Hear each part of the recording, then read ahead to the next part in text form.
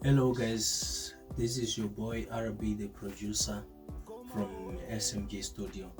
So today guys, ndoda kuratidza magadziriro andakaita biti resong yaMukoma Owe inonzi Dzika mutumwa. Anditi so tichatanga nepattern number 1, pattern number 2 kusvika patakagumira. Monzoti takarigadzira sei. Maybe nogona kuzokuridzira imwe song yacho panopera video kupesira. You go and check it, iriko ku YouTube yaMukoma Owe. It's just Mukoma Owe. Kana kuti ku YouTube yedu RB the producer iyo yamundoshandisa kuti unatiri nasi. Okay, so this is our pattern number 1. Pattern number 1 yedu irudai so.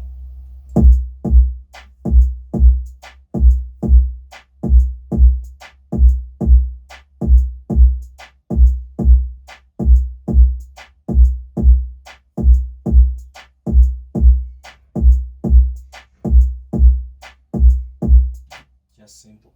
Then pattern number 2 yedu tine keys on classic, then ine nechimufesi chedu ichi chiri pana. So tererai pattern number 2 yedu munzoti yaifamba sei.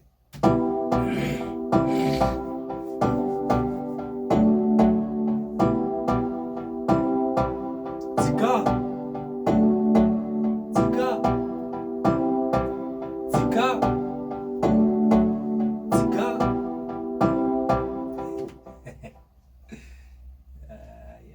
Okay, so this is our pattern number 3, and this one I think is the best. The best.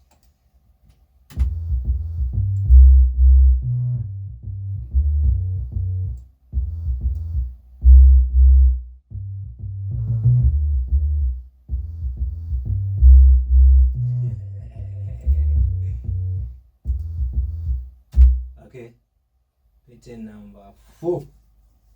Ibase foot, but ibase repama face.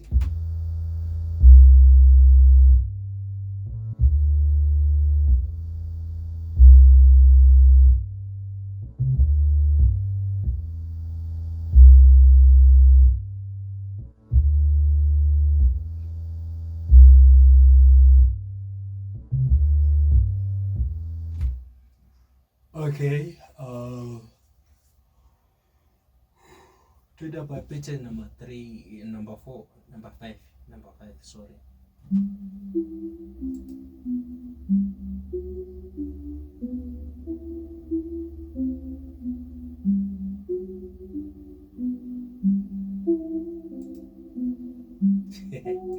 Tumwe tunenge turipo takangonyarara biti richienda zvaro. Right, pattern number 6. This is our pattern number 6.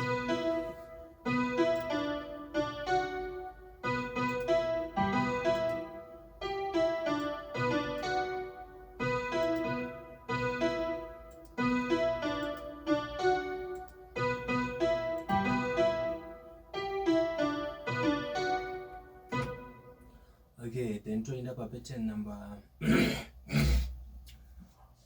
7.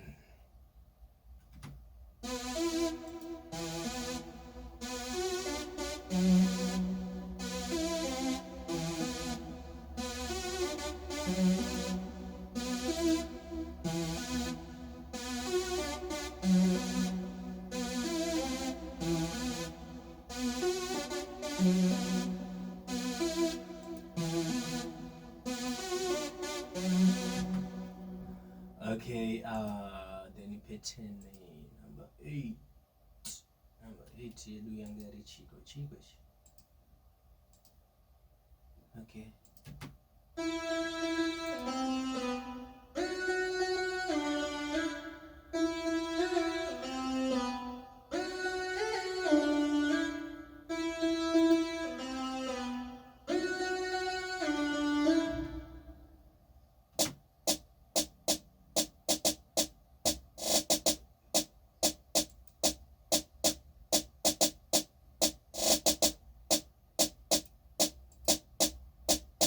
Asi tongogadzira zvinhu zviri simple baba, tichitouraya ngoma baba.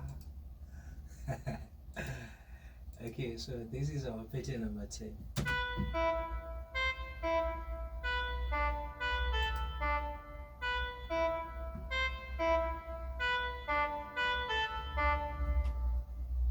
So, ratopera biti.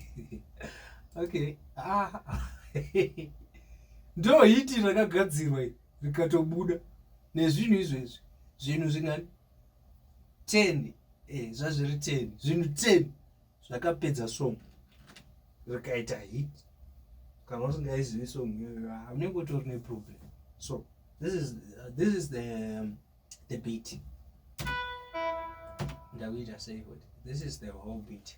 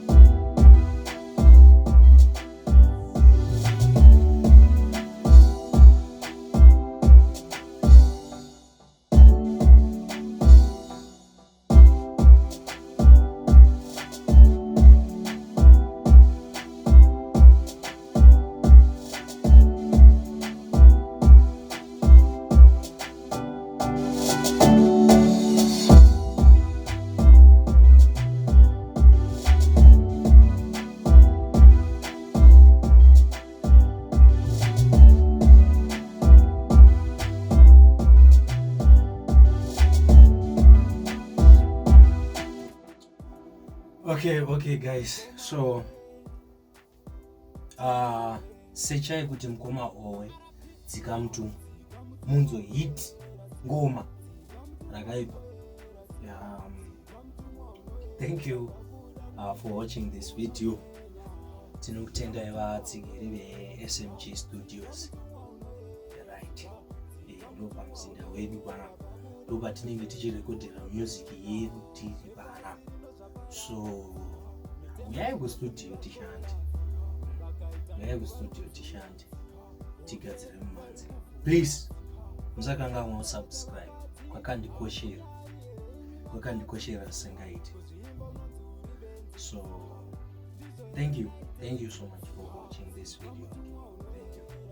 I really do appreciate it.